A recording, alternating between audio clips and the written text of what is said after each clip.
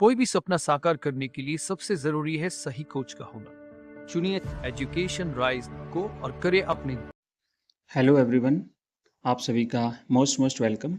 11th class का Hindi compulsory का जो पेपर आज हुआ है उसका कंप्लीट सॉल्यूशन हम आपके लिए लाए हैं। तो आइए एक एक करके पूरे पेपर का सॉल्यूशन देखते हैं। सबसे पहले जो पहला प्रश्न है ये अपठित पद्यांश दिया हुआ है। पद्यांश आप लोगों ने पढ़ लिया है, सीधा अपन प्रश्नों पे चलेंगे और एक एक प्रश्न का उत्तर हम यहाँ पे देखते हैं। तो पहला प्रश्न दिया हुआ है कि प्रस्तुत पद्यांश का उचित शीर्षक लिखिए। तो चार ऑप्शन है, प्रकृति का सौंदर्य, जल की महिमा, जल का संरक्षण और माँ का आंचल। तो इसका सही जवाब रहेगा ऑप्शन स, जल का संरक्षण। ये इसका राइट आंसर है। दूसरा प्रश्न है, जल को किसका आधार माना गया है? पशु पक्षी का, सृष्टि का, पेड़ पौधे का या मानव का? तो जल जो है वो सृष्टि का आधार है और ये पशु पक्षी, पेड़ पौधे, मानव ये सभी जो है वो सृष्टि में समाहित हो जाते हैं।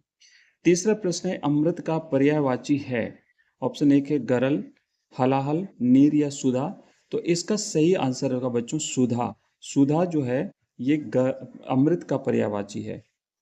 नेक्स्ट आगे बढ़ते हैं। अगला जो प्रश्न है हमारा चौथा प्रश्न है, कवि ने किसे माँ का आंचल कहा है? तो कवि ने नदी या ताल को माँ का आंचल कहा है। राइट आंसर उत्तर इसका रहेगा ब।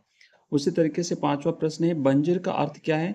तो बंजर का अर्थ होता है बच्चों ऊसर। ऑप्शन स इस प्रश्न का सही जवाब है। आगे बढ़ते हैं नेक्स्ट।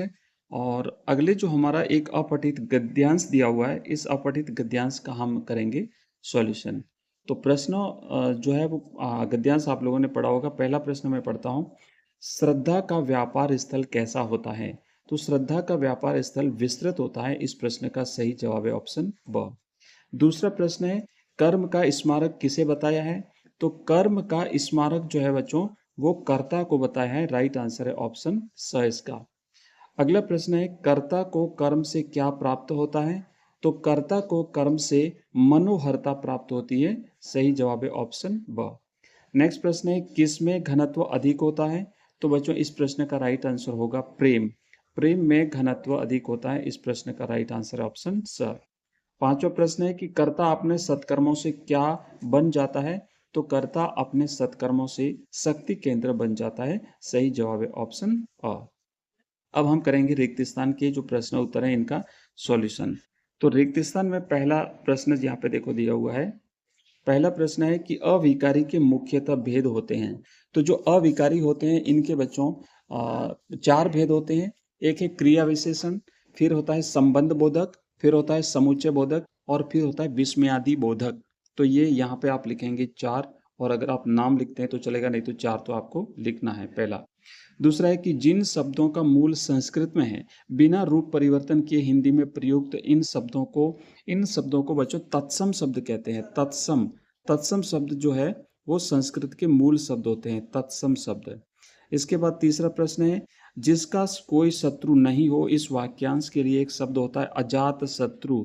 अजात शत्रु, ठीक है, अजात शत्रु, जिसका कोई शत्रु नहीं हो।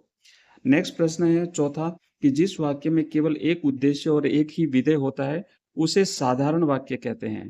तो यहाँ पे आएगा साधारण वाक्य, ठीक है, ये साधारण वाक्य है। उसके बाद नेक्स्ट प्रश्न देखो लिखा हुआ, अनिल धीरे धीरे चल रहा है, रेखांकित शब्द में अव्यय निहित है। तो इसमें क्रिया विशेषण अव्यय है ना, इसमें क्रिया विशेषण अव्यय जो है वो यहाँ पे दिया हुआ है, क्रिया विशेषण अव्यय, ठीक है। चलो आगे बढ़ते हैं, क्रिया विशेषण लिख दिया हमने। अगला है, एक शब्द जो समान अर्थ वाले प्रतीत हो किंतु अर्थ स्तर पर सूक्ष्म अंतर होता है वो कहलाते हैं एकार्थक शब्द कहलाते हैं।